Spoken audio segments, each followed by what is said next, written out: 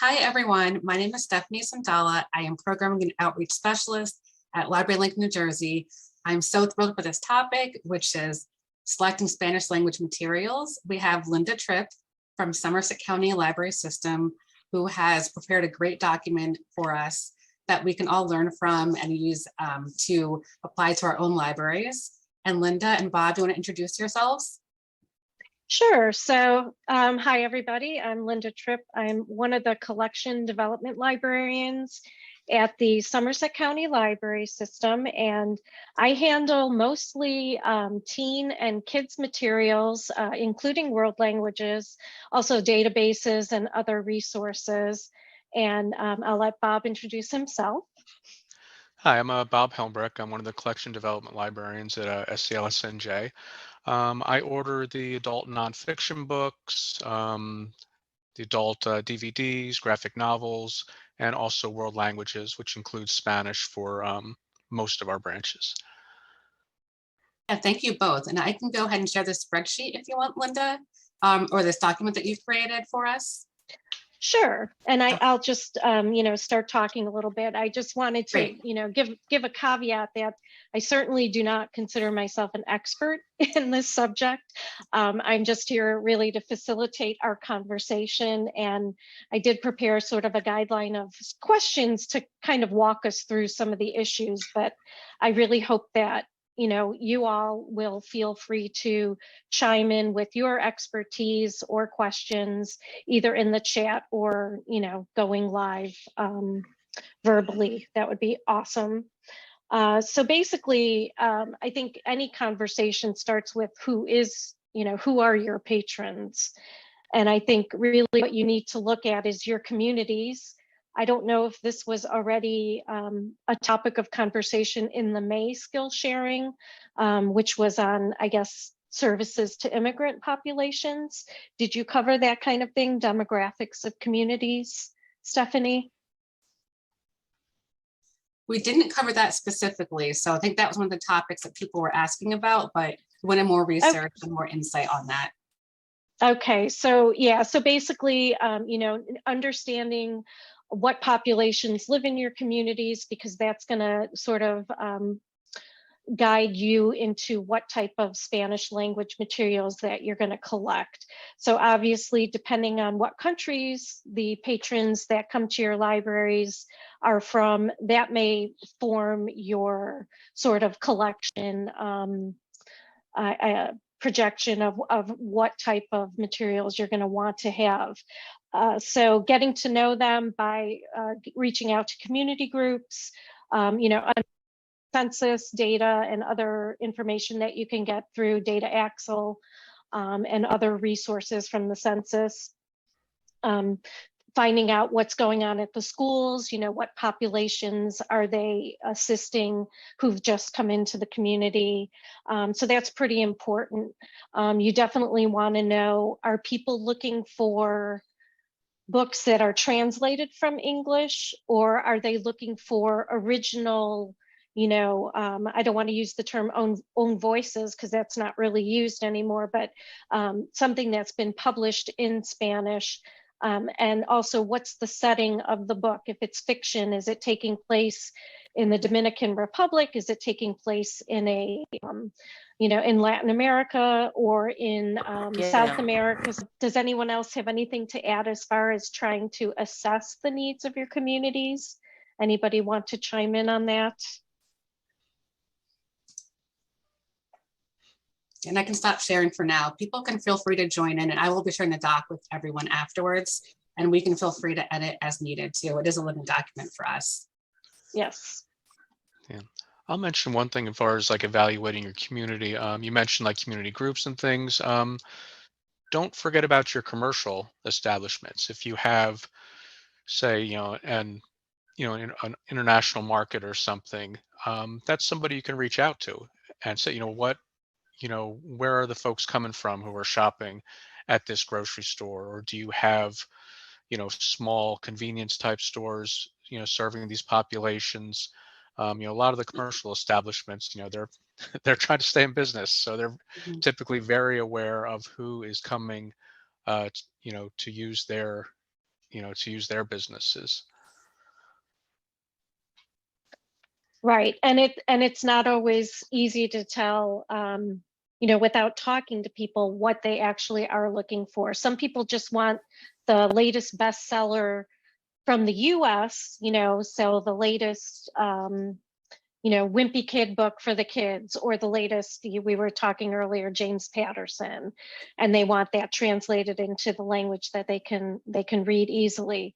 Or it might be they want an original author from a particular country. So that's something you might, either try to do a focus group, or just chatting with people at the desk or at the circulation desk as they are checking materials out. And I see someone is commenting, Melody says, you definitely want to check out your most recent census data.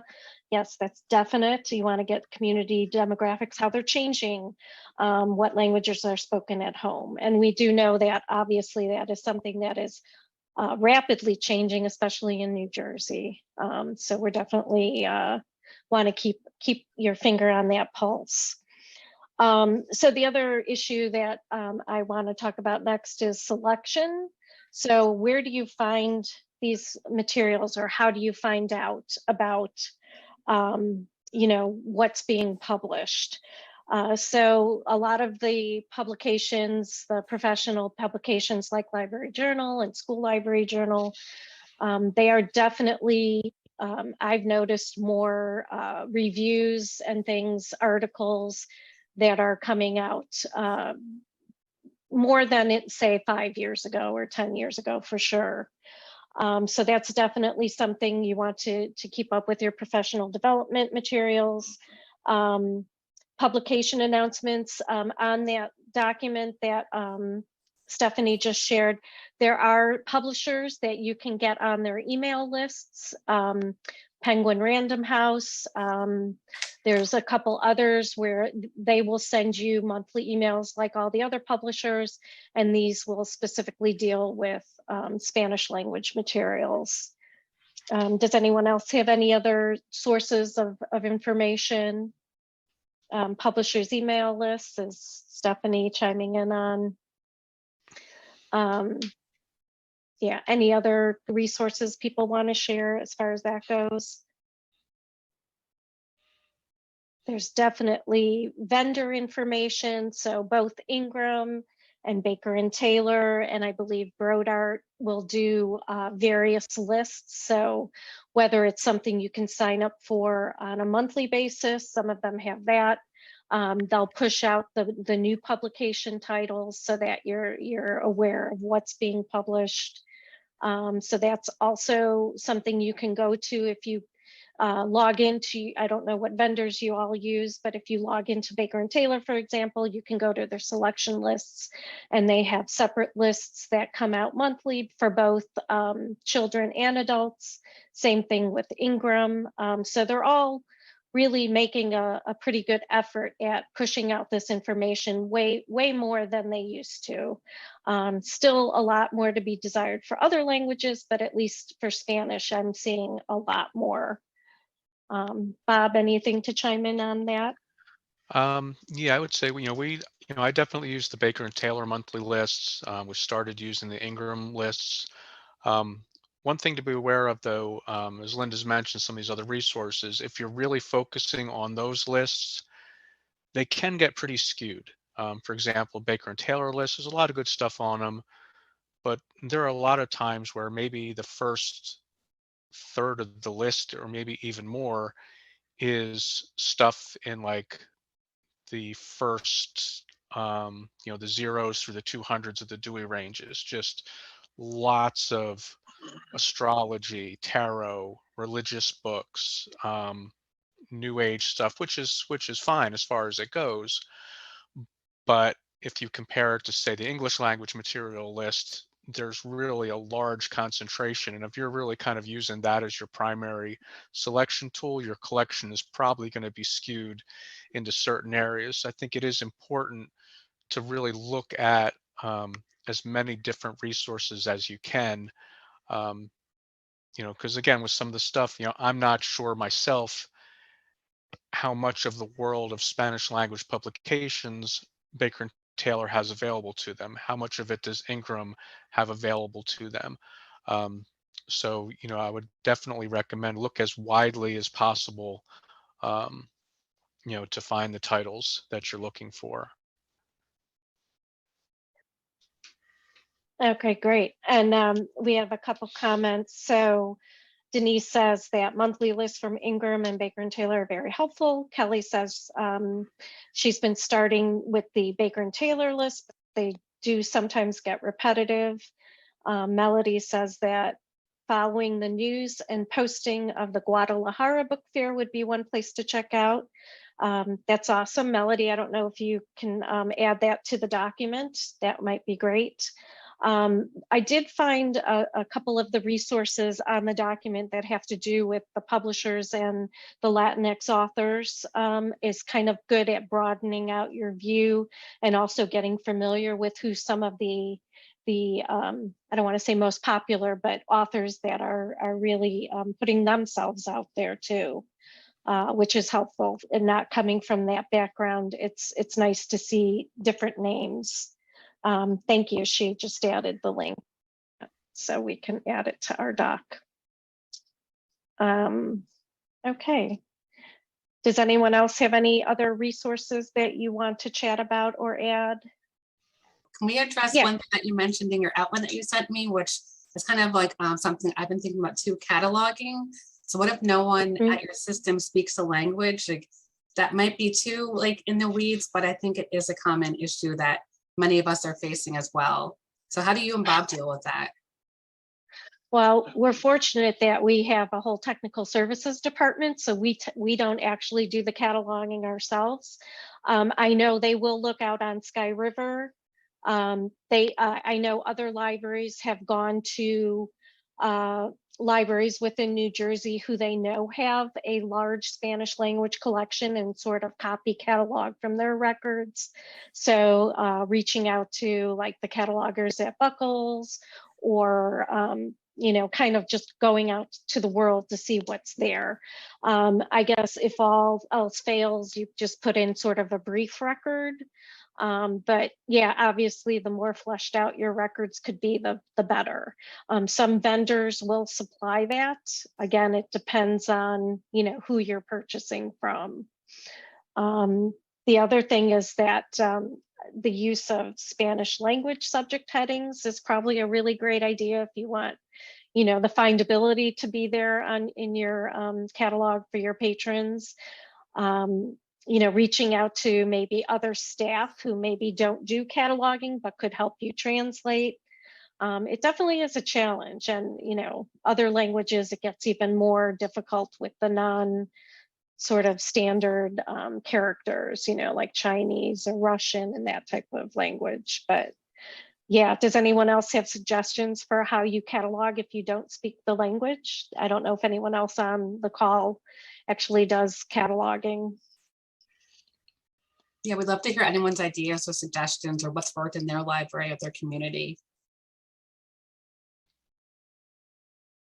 Hi, this is Kelly. I can just say that we just hope for records in OCLC and just sort of adapt as we go along. We don't have anybody in the department who speaks Spanish who catalogs, so we're just looking for other records to copy best we can. We do have other people in the system who are Spanish speakers, so I think at some point we may need to sort of reach out, maybe to check some things here and there if they would not mind helping us out with that. Yeah, those are great ideas.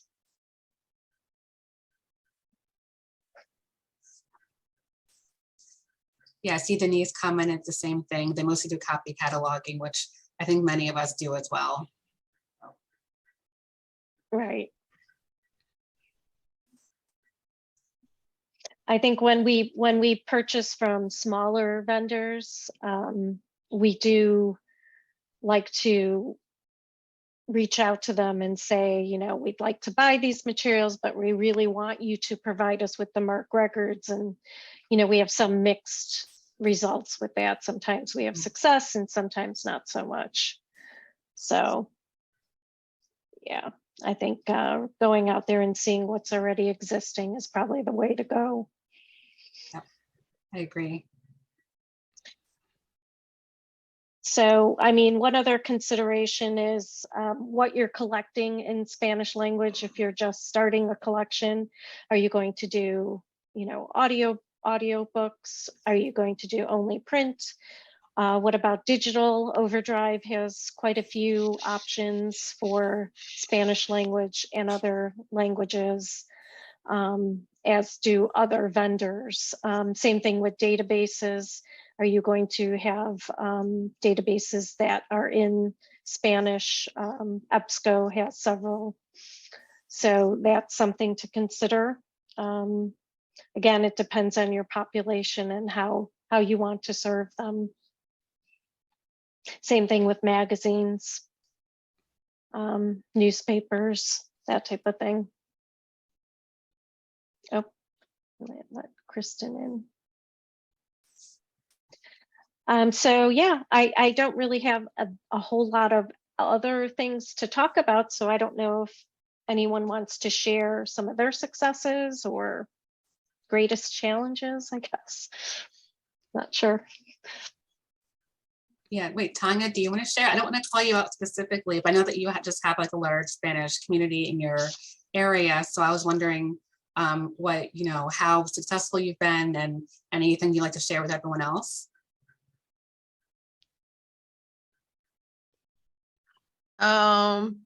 Stephanie, you would put me on the spot. I'm sorry, I didn't mean to, but I was just like, Tanya's here and I know she probably has experience, so. I'll tell you, I'm here as a listener and to get feedback because we do have a large Hispanic population and a growing Vietnamese population. And we're struggling, to be honest. Our collection does not reflect our community, and that's why I'm here. And we had numerous times, you know, patrons would come in, and we have our youth services department has a multi-language collection. The adult collection is the one that's suffering because what we have is very political based, the information that we have. And we have numerous patrons that will come in and say, do you have anything Spanish that's like fiction? So, you know, so that's where we get most of our requests, is fictional material, not necessarily by a Spanish speaking individual, but translated in Spanish. So we get a lot of that. And I don't want to call my circulation supervisor out either, but she is on this call. She might can give a little bit more feedback on that as well. Sorry, Martha. Hello. My name is Martha. I am a circulation supervisor, and yes, throughout the years, I said it's bloomed. Different nationalities. I'm actually from El Salvador, Central America. 4 years old when I came to the United States. So, but I have interacted with so many other nationalities that of just patrons that come in. And that's one of the questions that is, where's the romance? Where's the mystery? Where's the fiction? We want Spanish, even though they speak English, but we would like to have at least a book checked out. It all in one language, which is of course the Spanish. And it's true, we have been struggling. We've trying to see what can we do, like resolve and actually give to our community what they're requesting. So we're in the works, right, Tanya? We're in the works, and the children area, yeah, that's where you mainly see the multi-language, but it's different whenever, like I said, not only children, but also parents come in and they also can, oh, there's a book for me. I would like to read this book, or just the, one visit, and it's for everybody, not just the children. We used to have the Newark Library. I don't know if anybody else familiar with the multi-language. They used to pretty much circulate different, I believe there were Japanese, Chinese also, and also they came along with the Spanish one, but it stopped. It just ceased. And I don't know where the books went or where it stopped, but the whole thing is we need to fill that need for our community, our patrons that are actually coming in and just placing inquiries and just saying, when can I read a Spanish, or when can I see a collection here of at least some biographies? That's the other subject, yes, that they also request. And it's just like I heard, or just among you all speaking about Baker and Taylor, just where to go to, where can you obtain these books? There is a possibility to have a Spanish collection. I don't see why not. It's just having the resource and knowing where to go, and just having the spaces, because that's I mean, it's not going to be huge as the other collections, but at least to have a little corner, and just like I said, just I guess make them feel like, yeah, you know, there's a little piece there that you can actually go to, or just a little corner that you can grab a book and just read and enjoy it. But Another thing, I'm sorry, Martha, go ahead. No. And I'm just saying, the years of experience I've been here, it's like it has increased every year that it's like passing by. It's more like it's becoming more of a need. Yeah. Yeah, I just want to chime in. Someone made a comment about the census, looking at the census to far as the language that's spoken in your community. One thing we did look at the census statistics from the census, and we looked at the percentage of the Hispanic population that's in our community, and it reported much lower than we know the number's higher. Correct. So for those who are looking at the statistics for the census for any community, just probably just note that that is probably higher, because you have to take account of those undocumented are not going to do the census. And I know that was a struggle in our community of getting those to actually participate in the census. So when you're looking at the numbers, I thought that was a good resource to look at, but just note the numbers are probably higher. Yeah, that's a great point. And that also points back to actually, you know, having conversations with people in your community, and, you know, getting out to different community activities or fairs or festivals or different, you know, neighborhood things going on, so that you can actually chat with people. And, you know, Martha, you have a great start. You already know what your patrons are looking for. They want romance, they want mystery, they want bios. So I don't know who's your vendor, but the other thing is, you know, call up your rep and say, hey, can you put together a list for me of, you know, 30 books in these genres? Make them work for you. You know, we're giving them a lot of money, so they can do a little bit of extra for you. That'd be nice. We've had good success with that from certain vendors. So don't hesitate to ask. All they can say is, oh, I can't do it, you know, but they should. Okay. The vendors are actually being placed on the chat. Is that it? Some of the information where I can actually go, or Tanya, Yeah, I mean, who can I give to request? We use Baker and Teller and Ingram, and the situation with us, and I don't want to monopolize this conversation, is that our systems, unfortunately, our systems librarian who did all the cataloging and ordering, and that's why me and Martha's on this call, is she passed away in November. So we're trying, and that was the conversation I had with her, is that, okay, we need to do something about this collection, because it's not reflecting our community. Correct. And unfortunately, it when she passed away suddenly, that put us now in the position where, okay, well, we can't just drop the ball because that happened. You know, we still have to push forward. And we have reached out to Baker and Teller and Ingram, and, you know, in light of what happened, to kind of, you know, baby steps with us on, you know, just getting started with this collection. And we actually had met with them a couple times. Yeah. Okay, that sounds great. And Martha, you actually brought up another good point that I didn't have on my outline, but it's super important, is where is this material going to be shelved? And I think it was Stephanie that pointed out that a lot of people don't have a lot of room. So, you know, it's the discussion of, well, if you're doing materials for all ages, do you want them all in one place?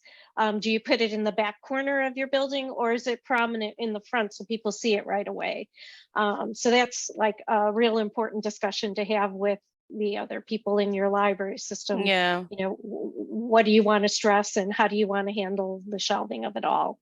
There's something to be said for having, you know, all ages together, so that when families come in looking for kids materials, they also see the adult materials and vice versa. Right. So yeah, that's a important consideration. Yeah, we have, Kelly, at Camden County, we have the branches that have the highest Spanish speaking populations, the two smaller Camden branches, not a lot of space. And also just lower print circulation in general. But I don't know if that's because they don't have the materials that they need. So it's like, lately I've been like making these big lists and like, we don't have the room for them. Just, you know, they can get them in pieces. Maybe we could have a way, because we could probably house them in another branch, but then we need to make them, you know, easily accessible to let the other, you know, let the patrons know at those branches that they're available. So that's a balancing act, because they're tiny branches. I can get stuff, but they're like, no, we have no space. So that's yes, that's always a challenge too, is persuading certain branch staff that no, it's really important that you have this, so maybe we need to move some of this other material somewhere else, or, you know, make sure it's weeded. Yeah, though the branches are definitely on board with it and they want it. It's just really, really tight. So I've been trying to just, you know, get as many. I've also been trying, when we create lists of books for just, you know, the bestsellers or the new ones that come out, I take a look when I'm on those vendor pages. Is it available in a Spanish format? Then let's just get a copy. Let's try it out. You know, why not? It's a great idea. Yeah, and I think the visibility of the collections in the branch is really important, because I mean, depending on where your patrons are coming from, it may not necessarily occur to everybody walking in that you even have Spanish language books. Or maybe you think, well, we got them for the kids, but we don't have them for adults. You know, if you're coming from a country that maybe doesn't have a real tradition of public libraries, or you don't necessarily trust the authority, and you're not really comfortable going up and asking about it. I'm sure, I mean, I know this in our system. I'm sure there are people walking the branches every day who have no idea that we have books in a language that they can read.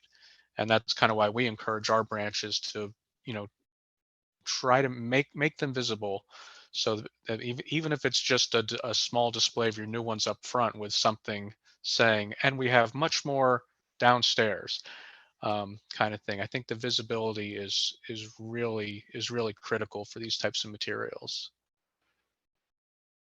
Yeah, and that also goes to having signs in Spanish or whatever language you're trying to promote. You know, having it in English is not very helpful. Yeah, So, or if you're having a program and you know that there's going to be a lot of parents with their kids, you know, bring some of the adult books out on a cart, have them there available.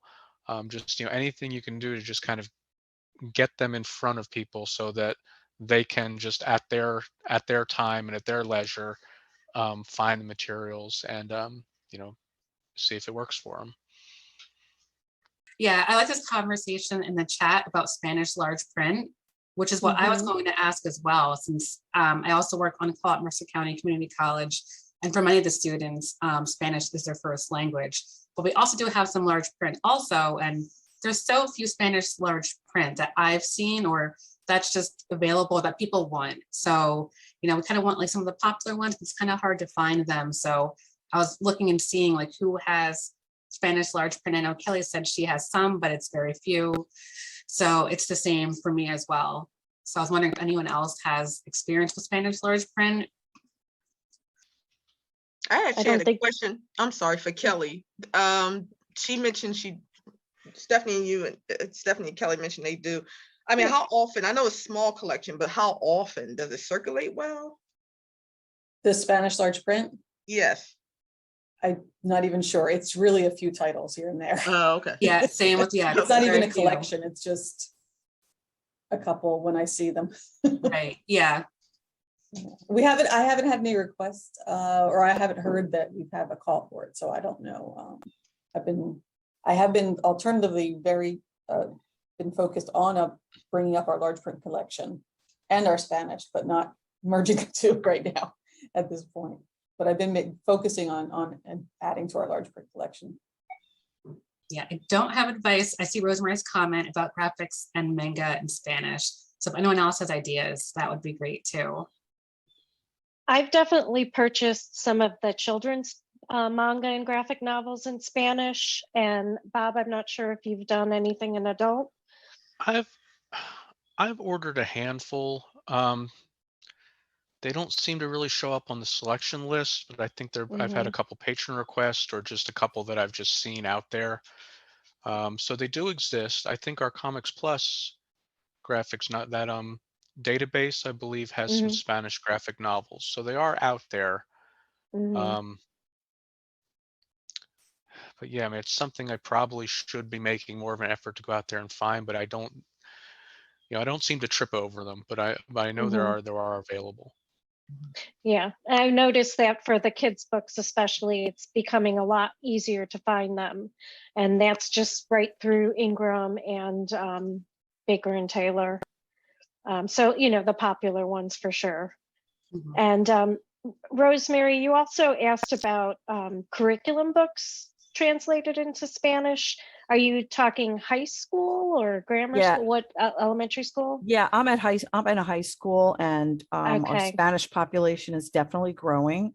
Right now we don't even have an ESL program in our school. I would hope that they're going to be developing one, but in the meantime, I have teachers actually coming to me, and I actually had The Great Gatsby, for example, for a student in Spanish. I've actually found things in Polish for different students, but I think our Spanish population is definitely growing. And I also feel that they should have some choice in terms of, recreational reading. And that's why, I know this is generally for public libraries, this particular Zoom call, but I saw it and I said, I really have to get on here because this is one of my goals for this year, is to really have something for these kids who are already struggling with the English language in an all English speaking or in the school. And, to just have something they could kind of, relax with would be great, especially the graphic and manga, because they all love it. So this is helpful. I think a colleague of mine has Comics Plus. So I'm going to look at that and see if they, maybe a possible purchase there. It might help. We'll see what they have in Spanish, but it would definitely be something I'm going to look at. I'm also going to look at Overdrive. I didn't even realize Overdrive has it because I do have books with them. So I'll have to look at them as well. But thank you. I appreciate it. Yeah, and Lectorum definitely has Spanish language titles for all ages. So I'm assuming they have some of the classics, but also high interest titles. So you might want to look there. I mean, the problem is some of these vendors, their websites aren't terrific, but you could always reach out to them and see, I'm looking for these authors. Do you have it? If you can't find it on their site, they're not always great at keeping up to date. But Lectorum will do newsletters that they'll email to you also. Oh, I just checked with my boss who orders all our large print books, and she's not aware of any vendors that that offer large print books in Spanish. I think we mostly use Thorndike, which is through Gale, but she hasn't seen any vendors out there offering Spanish large print titles.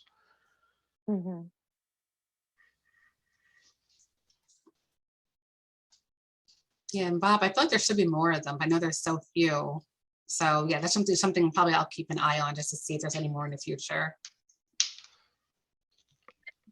Yeah, and as you're attending all these different publisher and like School Library Journal or Library Journal Day of Dialogues, this is certainly feedback we can be giving to the publishers, like, hey, we're desperate for this material. So give them that feedback. I think they appreciate it generally when they hear from librarians, so it doesn't hurt. Yeah, I agree. Wait, Kelly, I'm not familiar with crafting. That sounds amazing. So Yeah, it's a I don't know, we used to have something called Creative Bug, and it was a database for craft projects, recorded videos and how-tos, and we stopped that now, and then we have it's Craftsy, yeah, and they have it in Espanol too, and it's on Overdrive, and it's a pay-per-use item. So, every time they log on, they get a 7-day access to it. And I was yeah, let's add the Spanish one too. And we've had a few uses. We just started it a few months ago, so I'm not sure how popular it is, but now it's making me think I should be getting craft books in Spanish to go along with it. Mhm. yeah, that'd be great. Wait, Bob or Linda, do either of you have craft books in Spanish? Now that I'm thinking about it, I'm sorry, what kind of books? like I lost you craft for a moment. books. Like Craft. journaling, like knitting, like whatever. Yeah. I don't know if that exists. I haven't looked. I have to take a look for that now that I think about it. We probably have a few. I don't think it comes up all that often. Yeah, A lot of cookbooks, but Mhm. not necessarily a lot of craft books, yeah.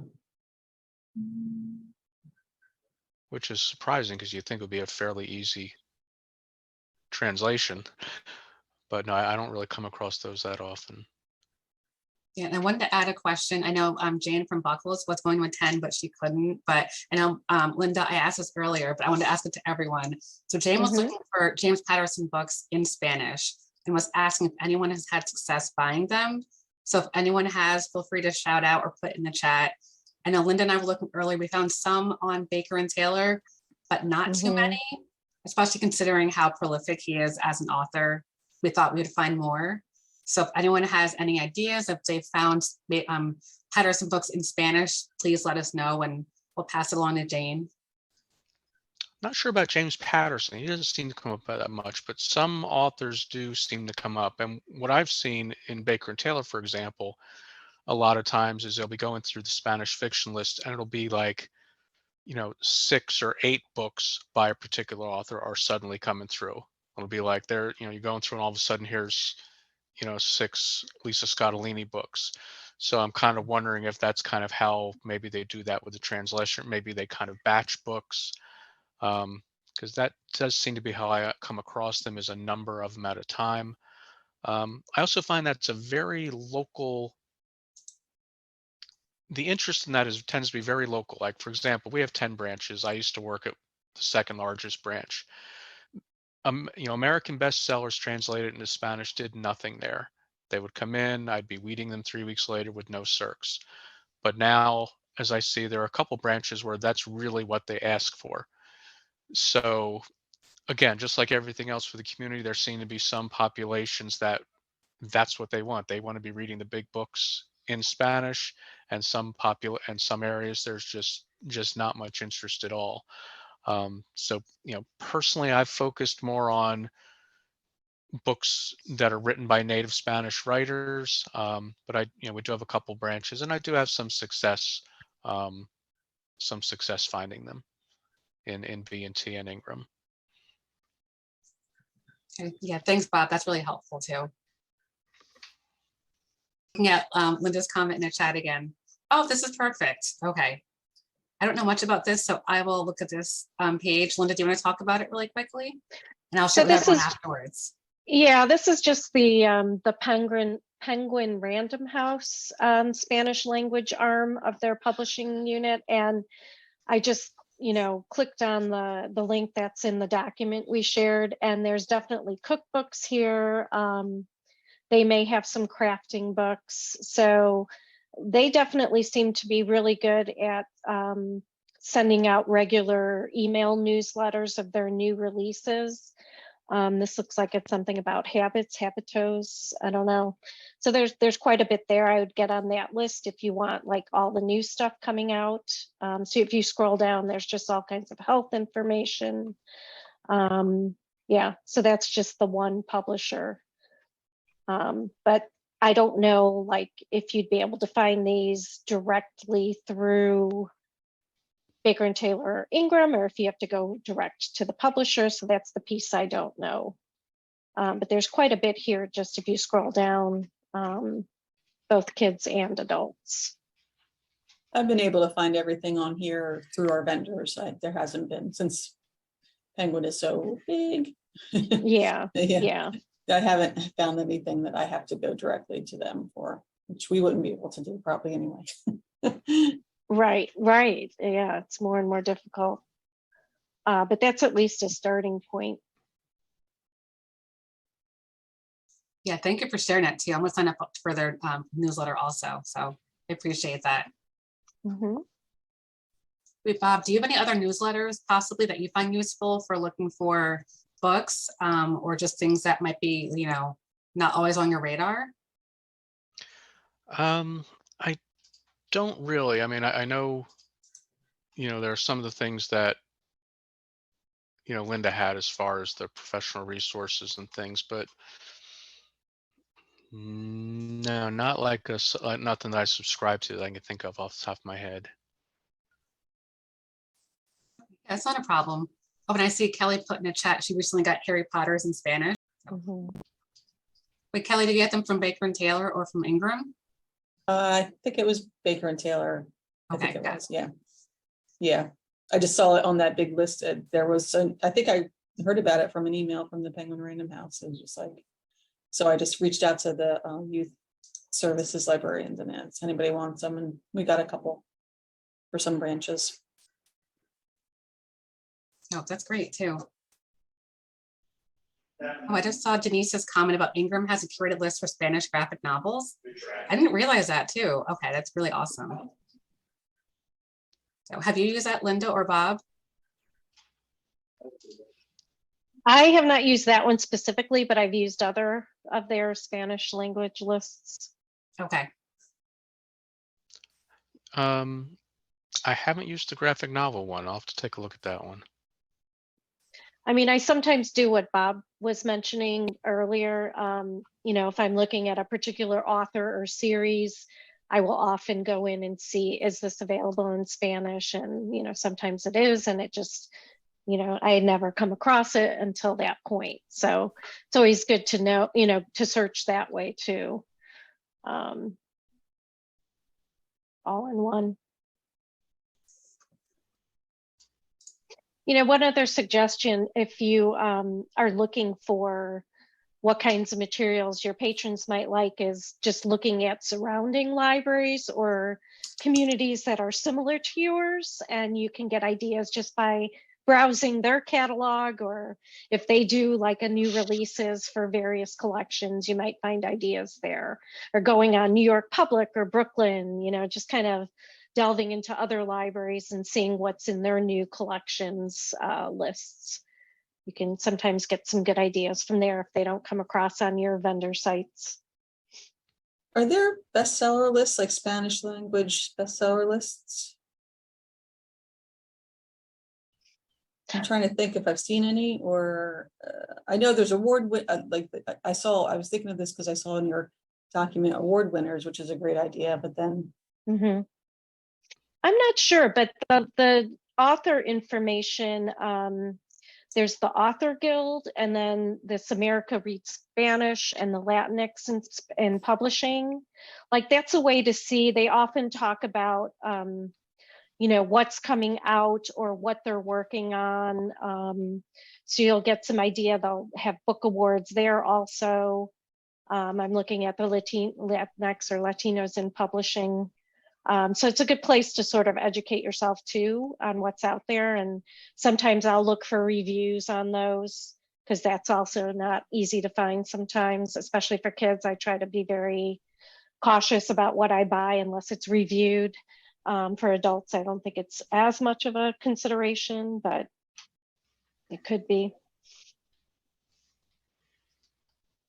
it's one of, like, you know, Los Angeles Public Library or somebody like that. It's got like some, or, you know, New York Public or Yeah, I think I Spanish. have seen it on like New York or Brooklyn, and it might be more like a new books list. If that's what you, yeah, which would, you know, want to stay. I don't always, sometimes you see these lists and they're like all the same, the quote unquote classics, which are great. You want to make sure, but let's get some fresh stuff in. Right. I think I have come across it, but I don't remember where it now Yeah, off I the just have top to of do a my little head. digging. Yeah, probably the biggies, right? Yeah. The New York or Brooklyn. Yeah. Okay. See, if you just go, like, there's this Hispanic and Latinx Heritage Month on the New York Public, and they have bilingual titles for kids, books by Latinx authors, Libros Infantiles and Espanol, books for all ages. So I think they have various lists this month, but I'm assuming they have them ongoing also, not just now. I'll put that in the chat.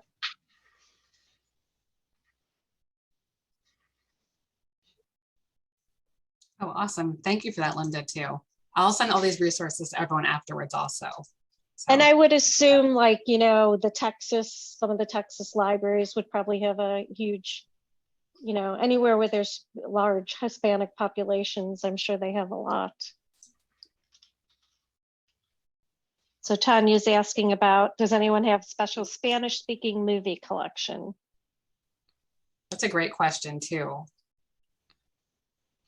I actually don't, but I'm curious if anyone else does have any Spanish speaking films that they have and where they buy them from and how often they circulate if they do have them in their collection.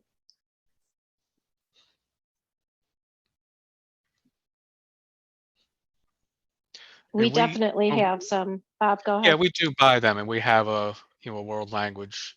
We buy them just like we do any other language. We don't buy DVDs that are only in Spanish and don't have English subtitles. We actually used to have a small Russian collection that we had because we had a Russian speaker who could catalog them and purchase them someplace. I don't even know where she got them.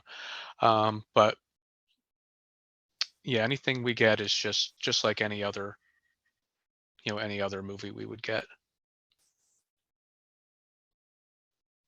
And we just get them through Midwest like we get all of our other world language videos. Yeah, I like Martha's question about audiobooks. Does anyone here have Spanish language audiobooks? Okay, yeah, Kelly, I think that's pretty common. Like she says, mostly if requested. We may have a few, but I don't think we have too many. Okay. Now, Denise said they use Midwest Income. Is that for the movies or for the audiobooks? Well, that's a great question. Yeah, Denise, are you using Midwest Ingram for movies or audiobooks? Oh, for DVDs. Okay. Okay, thanks. We use Midwest for audiobooks on CD and DVDs. Yeah, and from Martha in the comments for CDs, are you talking about Spanish like language CDs or Spanish music CDs? If anyone has those in their collections?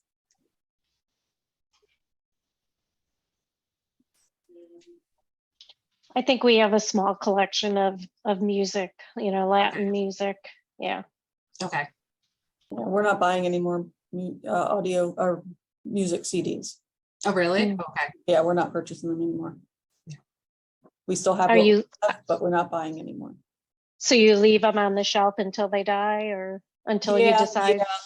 Yeah, I'm not sure when the director's going to say they got to go, but for now, they're. We just stopped, I guess, last year. So. Okay. Yeah, our music CDs rarely get checked out. that's streaming. Yeah. Yeah.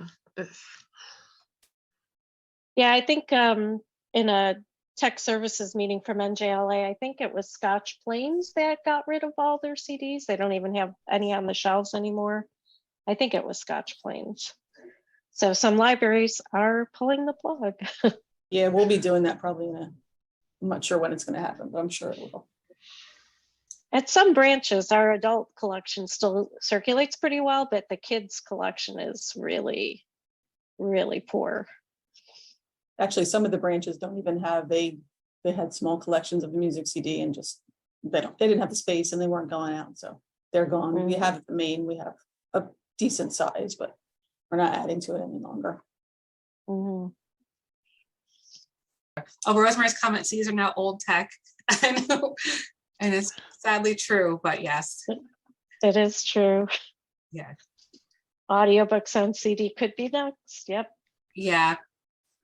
I've seen more requests for audiobooks just on digital only, just not just Spanish language, just in general. So yeah, I feel If only they weren't $120 that each. was my first thought. I was like, that would be nice if we could always afford them, but Yeah. yes.